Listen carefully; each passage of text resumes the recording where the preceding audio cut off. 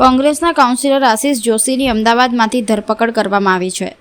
ચૂંટણી દરમિયાન દારૂ પકડાવાના કેસમાં રામોલ પોલીસે તેમની અટકાયત કરી હોવાનું સામે આવ્યું છે. મળતી માહિતી મુજબ સંખેડામાં ચૂંટણી સમયે દારૂના મુદ્દે આશિષ જોશી વિરુદ્ધ ગુનો નોંધાયો હતો.